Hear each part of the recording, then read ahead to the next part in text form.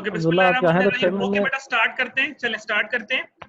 Last time बेटा हम लोगों ने जो टॉपिक स्टार्ट किया था उसके अंदर हम लोगों ने डिस्कस किया था लाइफो, फाइफो और वेटेड एवरेज। आई थिंक मैंने तीनों मेथड आप लोगों को करवा दिए थे, और उसके अंदर आप लोग क्या क्या कैलकुलेशंस करने के लिए आ सकती है मैंने आपको ये भी बता दिया था कि आप सीजीएस कैसे कैलकुलेट करेंगे, ग्रॉस प्रॉफिट कैसे कैलकुलेट करेंगे, और अगर आपसे एंडिंग स्टॉक पूछा जाए तो आपने कैसे कैलकुलेट करना है।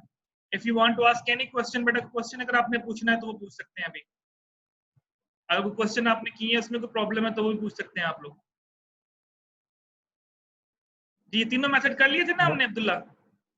जी सर कर लिए थे। जी कोई क्वेश्चन कोई कंफ्यूजन बेटा? No sir. देखिए बेटा टाइम हमारे पास अभी काफी है क्योंकि क्लासेस तो आपकी रेगुलर चलनी है, और ये जो लेक्चर्स हैं ये हमने अपलोड भी करने हैं। इस वजह से अभी सर हम एक छोटा सा टॉपिक और शुरू करेंगे आज, इसी से रिलेटेड लाइफो फाइफो से रिलेटेड होगा। वो just very sir small syllabus topic, बहुत ज्यादा लेंथी टॉपिक नहीं है। उसमें सिर्फ 2-3 कैलकुलेशंस होंगी, वो मैं आपको सिखाऊंगा। उसके अलावा वो स्टार्ट करने से पहले आप लोगों ने काम करना है। हम कुछ प्रेजेंटेशन सेशन स्टार्ट कर रहे हैं, मैं बाकी क्लासेस के साथ भी स्टार्ट कर रहा हूँ तो आपकी क्लास के साथ भी स्टार्ट होगा, ताकि कुछ पोर्शन जो है वो हम रिवाइज कर सकें। जिस तरह आप लोगों ने पीछे जो पढ़ा उसकी रिवीजन भी हो जाएगी, और सेकंड आप लोगों की थोड़ी सी प्रेजेंटेशन भी हो जाएंगी, और मजीद फिर कोर्स हम अभी एक्सटेंड नहीं करेंगे, यहीं तक हम इसको फिलहाल रखेंगे। उसके बाद देखेंगे कुछ कोर्स अगर मजीद ऐड करना हुआ तो ऐड कर लेंगे। अगर आप लोग प्रेजेंटेशन देने पे विलिंग नहीं है तो इट्स ओके, मैं फिर कोर्स पढ़ाता रहूंगा जैसे अगर रूटीन में हम पढ़ते जा रहे हैं, तो फिर जितने चैप्टर्स आप पढ़ते जाएंगे वो इसके अंदर ऐड होते जाएंगे आपकी कोर्स आउटलाइन के अंदर। क्योंकि टाइम आपको पता है अभी आई थिंक सो जुलाई, अभी 1 जुलाई है तो हमारे पास कम से कम 1.5 माह अभी पड़ा हुआ है। कम से कम 1.5 माह, 31 अगस्त तक कम से कम 1.5 माह बनता है। तो 1.5 माह के अंदर कम से कम अगर आप देखें तो आपके 10 से 12 लेक्चर और हो जाने हैं। तो इस वजह से क्लासेस आपकी काफी ज्यादा भी रहती हैं। तो अब आपने करना ये है, मैं आपको बता देता हूँ, आप लोगों ने करना ये है। आपकी कितनी स्ट्रेंथ है अब्दुल्ला, 23 या 24? सर 24। 24 लोग हैं।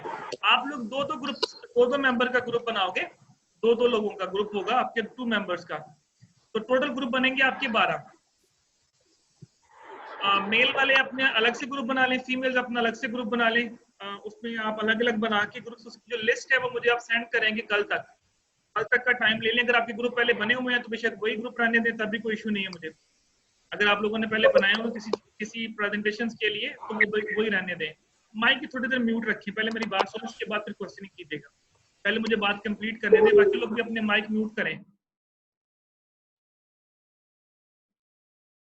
ओके, उसमें करना ये होगा कि आप लोगों ने प्रेजेंटेशंस के लिए कुछ स्लाइड्स बनाएंगे।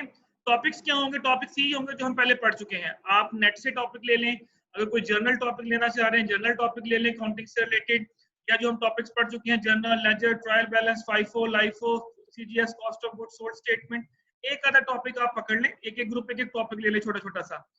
और अगर कुछ टॉपिक्स कम पड़ जाते हैं तो वो आप जर्नल टॉपिक की तरफ जा सकते हैं। आपको लगता है कि टॉपिक्स कम है और ये टॉपिक्स हमारे कवर हो चुके हैं, तो आप जर्नल टॉपिक्स ले लें। Like for example accounting standards क्या होते हैं, डिफरेंट टाइप्स ऑफ अकाउंटिंग क्या होती है, प्रोसीजर्स क्या होते हैं, एडवांटेजेस क्या होते हैं, डिसएडवांटेजेस क्या है। लाइक जर्नल टॉपिक आप नेट से भी उठा सकते हैं, अकाउंटिंग से रिलेटेड हो वो, ताकि अगर कोई नई चीज हम पढ़े तो वो सब लोगों को समझ आए कि ये क्या चीज होती है। और बाकी जो टॉपिक्स हैं वो आपके पास गिवन है, जो हम लोग पढ़ चुके हैं, आप उनमें से भी कोई टॉपिक ले सकते हैं। इससे होगा ये, एक तो आप लोगों की रिवीजन हो जाएगी, जब आप प्रेजेंटेशन देंगे जहां पे किसी को नहीं समझ आएगी वो मैं एक्सप्लेन कर दूंगा आगे आप लोगों को, इसमें आपने क्या क्या चीजें करनी है। 2 लोगों का ग्रुप होगा, एक एक टॉपिक आप ले लेंगे। आप अपने सीआर को, जो क्लास के सीआर है, जीआर, जो भी आप लोगों का जिस तरह भी सीन चलता है, उसको आप टॉपिक लिस्ट बना के वर्ड फॉर्म के अंदर अब्दुल्ला जो है वो मुझे मैसेज कर देगा, ग्रुप मेंबर के नेम और उसके आगे उसका टॉपिक। आप खुद से टॉपिक चूज कर लें। अगर आपको लगता है कि आपसे टॉपिक चूज नहीं हो रहा, तो जिन जिन लोगों ने टॉपिक चूज कर लिए होंगे अब्दुल्ला उसके आगे लिख देगा। जिन लोगों के टॉपिक्स रह जाएंगे, खाली होंगे, ब्लैंक होंगे, वो उनको आगे फिर मैं फर्दर जो है आपको मैसेजिंग के जरिए एक्सप्लेन कर दूंगा किस ग्रुप ने कौन सा टॉपिक देना है। कमिंग वीक यानी जो इसके बाद हमारा नेक्स्ट वीक आएगा, कमिंग वीक से हम स्टार्ट करेंगे। 1 वीक का मैं आपको टाइम देता हूँ ताकि आप लोग इसको प्रिपेयर भी कर लें। कमिंग वीक यानी आज के दिन ही, मंडे वाले दिन है, वो आपके जो टोटल मेंबर्स होंगे, टोटल 4 ग्रुप जो है वो प्रेजेंटेशन देंगे। यानी 2 ग्रुप मेंबर जो है वो पहली क्लास में प्रेजेंटेशन देंगे, और जो 2 ग्रुप्स होंगे वो सेकंड क्लास में प्रेजेंटेशन देंगे। 2 ग्रुप्स मेल के होंगे और 2 ग्रुप्स फीमेल के होंगे। मतलब 2 लोग ग्रुप जो होगा, यानी आप ये समझ लें कि टोटल 8 लोगों ने प्रेजेंटेशन देनी है। 2 क्लासेस होती है हमारी। तो पहली क्लास जो होती है जब आपकी जो रिकॉर्डिंग खत्म होगी, जैसे ही सेकंड क्लास शुरू होगी तो 2 ग्रुप उसमें प्रेजेंटेशन देंगे। हाँ, जो लोग ग्रुप जो खुद विलिंग है पहले प्रेजेंटेशन देने में, अगर फर्स्ट क्लास के अंदर उनको ये फायदा होगा कि अगर कोई उनके पास कोई प्रॉब्लम आ जाती है, उनसे प्रेजेंटेशन सही नहीं दी जाती, जो उसके अंदर फ्लॉज होंगे वो सारे के सारे निगलेक्टेबल होंगे, उनको किसी किस्म की नेगेटिव मार्किंग नहीं की जाएगी। उनमें जो फ्लॉज होंगे वो मैं बताऊंगा नेक्स्ट ग्रुप वालों को कि आप लोगों ने ये गलतियां नहीं करनी, अगर वो ग्रुप दोबारा गलतियां करेंगे तो उनकी नेगेटिव मार्किंग होगी। तो पहले ग्रुप जो है समझ लेंगे, जो प्रेजेंटेशन देंगे उनको ये एडवांटेज मिलेगा कि उनको किसी किस्म की नेगेटिव मार्किंग नहीं होगी। अब आप खुद डिसाइड कर लें किसने पहले प्रेजेंटेशन देनी है, किसने बाद में, अदरवाइज सभी ने प्रेजेंटेशन देनी है। अगर आप खुद डिसाइड नहीं करते, मैं ग्रुप में से टिक करके बता दूंगा किस ग्रुप की प्रेजेंटेशन किस दिन होगी। तो अब पूछने क्वेश्चन आपने पूछना बेटा रिगार्डिंग द प्रेजेंटेशन, पूछे, कुछ भी पूछना है अगर आपने। प्रेजेंटेशन भी इधर जूम पे होगी? समझ नहीं आई बेटा, थोड़ा आहिस्ता बोलें और इतना भी लाउड ना बोलें। सर वो भाई पूछ रहा है कि जो मीटिंग होनी है वो जूम पे होगी? जी जी, आप लोग ये करेंगे, मैं बताता हूँ, आप लोग स्लाइड्स बनाएंगे, आप लोग स्लाइड्स बनाएंगे और वो स्लाइड जो है वो मुझे आप सेंड कर देंगे, जिस दिन आपकी प्रेजेंटेशन होगी उससे 1-2 घंटे पहले मुझे सेंड कर दें। वो जो स्लाइड्स होंगी वो मैं यहाँ पे ओपन करूंगा अपने लैपटॉप के ऊपर, और यहीं पे ओपन हो जाएगी, आप सामने फ्रंट पे आएंगे, आप मतलब अपने कैमरा ऑन करेंगे और उसके साथ साथ आप प्रेजेंटेशन देंगे, मैं आगे यहाँ से आगे करता जाऊंगा, आपके जो स्लाइड्स आप बोलते जाएंगे उसको नेक्स्ट मैं खुद करता जाऊंगा। इस तरह सबके पास शेयर भी हो जाएगी, सबके पास शेयर भी हो। ये प्रेजेंटेशन ले रहा हूँ, ये मैं मतलब एक्सपेरिमेंट कर रहा हूँ, ये सही सक्सेसफुल हो रहा है एक्सपेरिमेंट। मुख्तलिफ क्लासेस से मैंने प्रेजेंटेशन लिए, रिस्क मैनेजमेंट का सब्जेक्ट में पढ़ा रहा हूँ वीकेंड क्लासेस को, उसके अंदर मैंने प्रेजेंटेशन शुरू की हुई है, तो इट्स अ गुड थिंग। आप मुझे सिर्फ स्लाइड्स मेल कर देंगे या व्हाट्सएप कर दें मैसेज उसके अंदर, ग्रुप के अंदर, तो वो जो होगा स्लाइड जो होंगी वो मैं यहाँ पे आपके सामने ओपन कर दूंगा। तो 2 ग्रुप्स ने प्रेजेंटेशन देनी है, 2 ग्रुप्स ने प्रेजेंटेशन देनी है, मैक्सिमम एक ग्रुप को 10 से 15 मिनट मिलेंगे, समझ लें कि 5-5, 6-6 मिनट आपको बोलना पड़ेगा, लेकिन सभी लोग प्रेजेंटेशन देंगे। ये नहीं होगा कि 2 लोग हैं तो उसमें से एक प्रेजेंटेशन देगा, एक वैसे चुप रहेगा, नो, हर बंदा रिस्पॉन्सिबल होगा खुद अपनी प्रेजेंटेशन का। अगर 2 ग्रुप्स में से किसी एक की बहुत अच्छी है, किसी की अच्छी नहीं हुई, इट डजंट मीन दैट कि दोनों के बुरे मार्क्स लगेंगे या दोनों के बहुत अच्छे मार्क्स लगेंगे। हर बंदा जो प्रेजेंट करेगा उसके मुताबिक उसकी मार्किंग होगी, ठीक है? सर एक और बात, जी जी पूछें, जो पूछना है पूछें बेटा। सर ये जो प्रेजेंटेशन होगी हम वो 2 हिस्सों में बांट लें, या जो प्रेजेंटेशन होगी हर बंदे को मुकम्मल देनी पड़ेगी? नहीं, 2 हिस्सों में बांट लें। फॉर एग्जांपल आपने कोई टॉपिक लिया है, अकाउंटिंग फॉर एग्जांपल, कोई भी टॉपिक ले लिया आपने, जर्नल लेजर ले लिया, अगर आप कहते हैं हम दोनों ने जर्नल ही करना है, फॉर एग्जांपल मैं ले रहा हूँ कि आप जिस तरह मैंने बोला 10 से 15 मिनट आपने बोलना है, अगर आपने जर्नल के ऊपर कोई 10-12 स्लाइड्स बनाई है, उसकी डेफिनेशन, उसका फॉर्मेट, उसमें कैसे ट्रांजैक्शन पास करनी है, उसके रूल्स क्या हैं, आधा एक बंदा दे दे, जैसे ही खत्म हो उसके बाद नेक्स्ट जो है वो आधा एक बंदा दे दे। ओके सर, ऐसे कर लें उसको डिवाइड, अलग अलग करने की जरूरत नहीं, एक टॉपिक ले ले और 2 बंदे उसी एक टॉपिक को प्रेजेंट करें, आधा एक बंदा दे ले, जहां पे वो खत्म करेगा उसी से आगे कंटिन्यू करेगा दूसरा बंदा। Okay sir, thank you. जी, और बेटा कोई क्वेश्चन पूछ ले बेटा, कोई भी चीज जो कंफ्यूज कर रही है वो भी पूछ ले। हाँ, अगर आपको फिर भी कंफ्यूजन हो तो कोई मसला नहीं है, आप ग्रुप में भी पूछ सकते हैं, कोई इशू नहीं है। क्लियर बेटा सभी को? फीमेल साइड से बेटा, anyone, any confusion? No sir. Clear हो गया? चलें, अब ये है कि जो टॉपिक पहले सीआर को भेज देगा लिख के, डेफिनेटली वो टॉपिक उसका हो जाएगा। सीआर इज रिस्पॉन्सिबल कि किसका टॉपिक पहले आया था, ये नहीं कि अगर 2 ग्रुप ने सेम टॉपिक भेज दिया तो वो सेम वही देंगे, नो।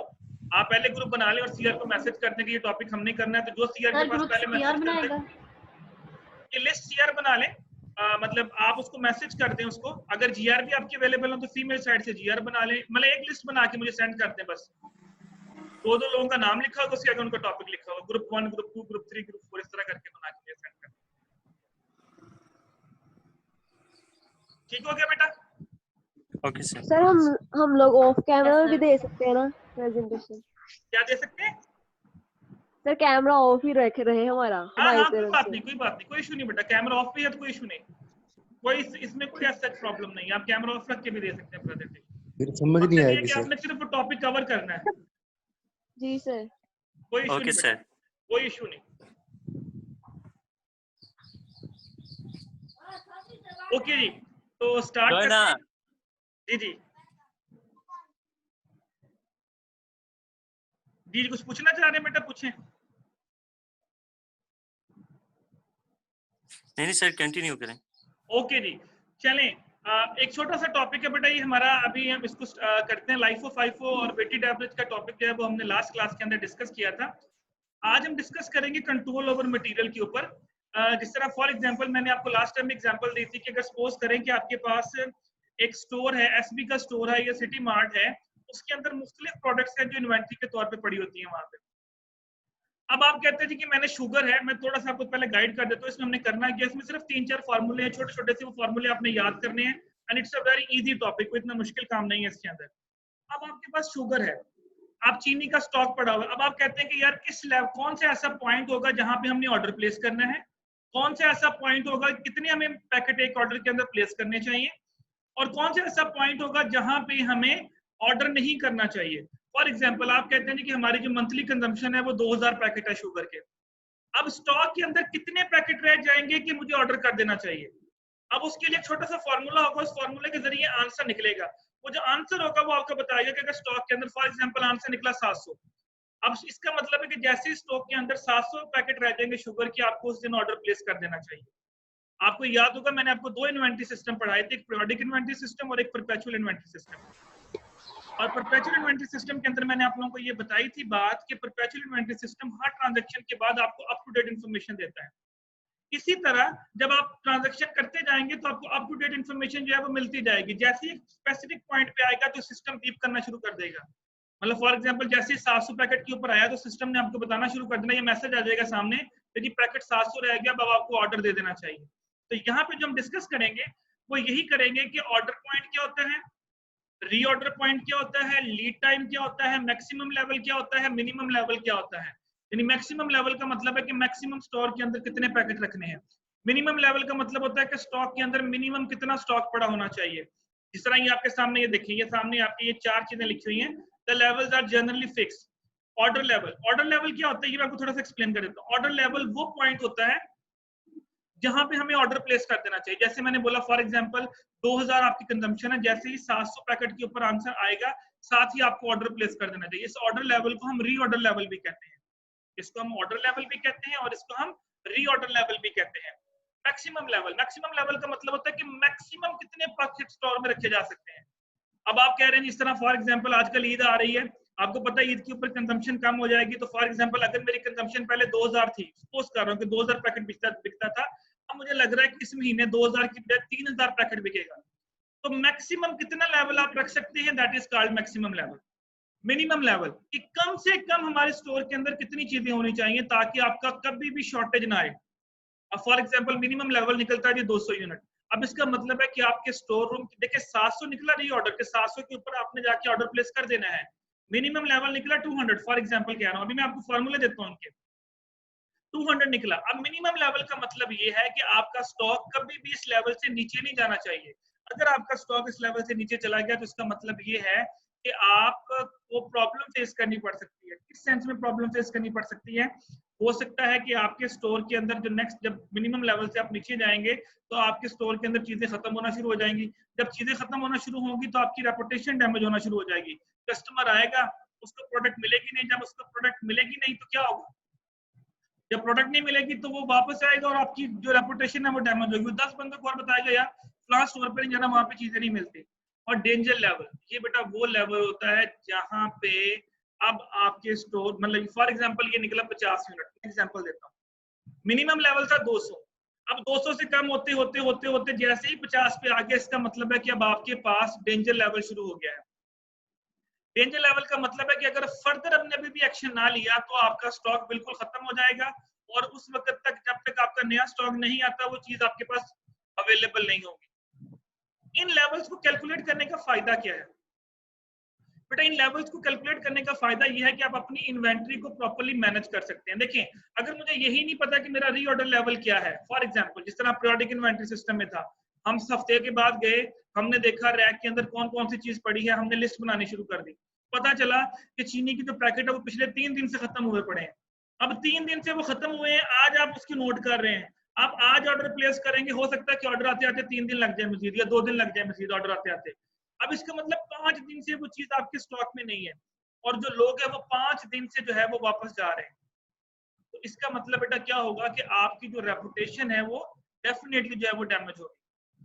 तो आपको पता होना चाहिए कि मैं मैक्सिमम कितना स्टोर कर सकता हूँ, मेरे पास मिनिमम लेवल क्या है कि इससे मैंने नीचे नहीं जाना, और डेंजर लेवल क्या है कि अगर मैं मिनिमम लेवल से नीचे चला गया तो डेंजर लेवल वो लेवल है जहां पे आपको अब कोई ना कोई इमरजेंसी स्टेप लेने पड़ेंगे, चाहे आप किसी से उठा के लाएं, किसी और दुकान से उठा के लाएं, अपने दोस्त से मांगे, जो भी करना है करें। तो डेंजर लेवल वो लेवल होता है जहां पे अब आपको रेड लाइट ऑन हो जाती है कि इसके बाद जो है स्टॉक अवेलेबल नहीं होगा। अब ये लेवल्स कैलकुलेट कैसे होते हैं, इनका जस्ट वन लाइन फार्मूला है बेटा, आपने सिर्फ वो फार्मूला देख लेना है। सबसे पहले देखते हैं ऑर्डर लेवल का फार्मूला। ये डाटा आपको गिवन होगा, ठीक हो गया, ओके। ऑर्डर लेवल के अंदर ये कुछ चीजें उसने डिस्कस की हुई है, ये मैं आपको बता देता हूं क्या होता है। मैक्सिमम कंजम्पशन बेटा, मैक्सिमम कंजम्पशन का मतलब जो मैं थोड़ी देर पहले आपको बता चुका हूं कि आपको पता होना चाहिए कि मेरी मंथ के अंदर मैक्सिमम कंजम्पशन कितनी हो रही है। फॉर एग्जांपल शुगर के पैकेट है, वो 3000 पैकेट शुगर का जो है वो मैक्सिमम बिक रहा है, 4000 बिक रहा है, 5000 बिक रहा है, यानी आपको अपनी सेल के बारे में थोड़ा सा आइडिया होना चाहिए कि मैक्सिमम जो है कितनी कंजम्पशन जो है वो मेरी इन्वेंटरी की हो रही है। अच्छा, लीड टाइम, ये मैं वन बाय वन लाइन आपको एक्सप्लेन कर रहा हूं, बाद में आप इसको पढ़ लीजिएगा, फिर भी समझ ना आए तो आप मुझसे पूछ सकते हैं। लीड टाइम होता है बेटा ऑर्डर देने से लेके ऑर्डर रिसीव होने तक का टाइम। यानी फॉर एग्जांपल आज मैंने ऑर्डर दिया, आज है मंडे, और वो ऑर्डर मुझे मिलेगा वेडनेसडे को, तो मंडे ट्यूसडे वेडनेसडे, इसका मतलब है लीड टाइम इज 3 डेज, कि आपको कम से कम 3 दिन चाहिए। आज मैंने ऑर्डर प्लेस किया, नेक्स्ट मंडे आपको मिलेगा, इसका मतलब है लीड टाइम इज 7 डेज या 8 डेज, जितना भी बनता है। तो लीड टाइम का मतलब होता है कि आपको ये पता होना चाहिए कि अगर फॉर एग्जांपल मैं आज किसी चीज का ऑर्डर देता हूं तो उसको मेरे स्टोर रूम तक पहुंचते पहुंचते कितने दिन लगेंगे। ये ना हो उसको, जिस तरह मैंने अभी थोड़ी देर पहले आपको प्रोडक्ट इन्वेंटरी सिस्टम की एग्जांपल दी कि आपने जाके नोट किया, आपने लिस्ट बनाई, तो पता चला कि अब 3 दिन बाद शुगर मिलेगी, 3 दिन लग जाने शुगर आते आते। बेटा वो जो 3 दिन चीज आपके स्टोर में अवेलेबल नहीं है, एक तो आपकी सेल कम हो रही है, नंबर 1 ये नुकसान हो रहा है, और नंबर 2 आपकी रेपुटेशन डैमेज हो रही है। तो ये दोनों चीजें बेटा आपको बहुत ज्यादा नुकसान पहुंचा रही हैं। तो याद रखिएगा, जो स्टोर रूम वाले, आप देखिए बेटा अगर आपको याद हो तो आप जो बड़े बड़े स्टोर्स हैं वहां पे इन्वेंट्री मैनेजर की एक प्रॉपर सीट होती है, एक प्रॉपर जॉब निकलती है इन्वेंट्री मैनेजर की। पाकिस्तान में तो ये भी कम है क्योंकि पाकिस्तान के अंदर इतने बड़े बड़े स्टोर नहीं है डिपार्टमेंटल, लेकिन जहां पे है पाकिस्तान के अंदर वहां पे ये इन्वेंट्री मैनेजर की जॉब निकलती है। बाहर तो बेटा आपको पता है कि हर जगह पे बड़े बड़े स्टोर्स मिलेंगे आपको, तो वहां पे इन्वेंट्री मैनेजर की जॉब होती है। उसका काम ही होता है, उसने इन्वेंट्री को मैनेज करना है, जितनी भी स्टोर के अंदर चीजें पड़ी हैं उसने हर चीज की इन्वेंट्री को प्रॉपर मैनेज करना है, ताकि किसी किस्म की भी शॉर्टेज ना हो वहां पे, और उसको कोई भी डिसीजन लेना उसको वो लेना पड़ता है, और it's a very good job. अच्छा, इकोनॉमिक ऑर्डर क्वांटिटी बेटा ये क्या होता है, इसके बाद में मैं आपको फॉर्मूला भी देता हूँ, EOQ, it's very important. Economic order quantity ये होती है कि एक ऑर्डर के अंदर हमने कितने यूनिट्स मंगवाने हैं। फॉर एग्जांपल आपकी मैक्सिमम कंजम्पशन है 3000 शुगर के पैकेट, अब आप क्या 3000 का 3000 एक ही दफा इकट्ठा मंगवा लें। अब सुनिएगा, 3000 का 3000 इकट्ठा एक ही दफा मंगवा लें, ये भी ऑप्शन है। या मैं ऐसा करता हूँ कि 1000 करके 3 ऑर्डर दे देता हूँ, या मैं ऐसा करता हूँ कि मैं 1500 करके 2 ऑर्डर दे देता हूँ। अब इकोनॉमिक ऑर्डर क्वांटिटी का जो फॉर्मूला होगा, जब इसमें हम डाटा पुट करेंगे तो जो आंसर निकलेगा वो आंसर हमें ये बताएगा कि एक ऑर्डर में आपको कितने यूनिट्स मंगवाने चाहिए। अगर आप उतने यूनिट्स मंगवाएंगे तो आपकी जो टोटल कॉस्ट है वो कम पड़ेगी। इकोनॉमिक ऑर्डर क्वांटिटी, इकोनॉमिक का मतलब होता है इकोनॉमिकल पड़े, हमें सस्ती पड़े। देखिए मैं 3000 के 3000 यूनिट इकट्ठा भी मंगवा सकता हूँ, लेकिन जब मैंने 3000 यूनिट मंगवाया तो हो सकता है मुझे स्टोरेज कॉस्ट पड़े, क्योंकि मुझे वो रखने पड़ेंगे, स्टोर करने पड़ेंगे, मुझे उसकी कॉस्ट ज्यादा पड़ सकती है। अगर मैं 3000 का 3000 यूनिट मंगवाता हूँ तो उसको सेल होने में 1 महीना लगता है, हो सकता है कि दरमियान में कोई चोरी हो जाए खाना खास्ता, या हो सकता है वो कोई ना कोई चीज पड़ी पड़ी एक्सपायर हो जाए। तो ये सारी चीजें आपने मद्देनजर रखनी है। इकोनॉमिक ऑर्डर क्वांटिटी आपको ये बताएगी कि अगर आपने कोई चीज मंगवानी है, फॉर एग्जांपल शुगर ही मंगवानी है, तो एक ऑर्डर में मैक्सिमम कितने यूनिट्स हमें मंगवाने चाहिए, और वो जो उसकी कॉस्ट होगी दैट शुड बी मिनिमम, वो जो कॉस्ट हमें पड़ेगी वो हमें मिनिमम कॉस्ट पड़ेगी। अंडरस्टैंड बेटा, यहाँ तक कोई प्रॉब्लम डेफिनेशंस के अंदर जो मैंने एक्सप्लेन किया अभी अभी मैंने आपको इनके फॉर्मूला नहीं दिए, फॉर्मूला मैं आपको देता हूँ अभी। No sir. ओके बेटा, अंडरस्टैंड।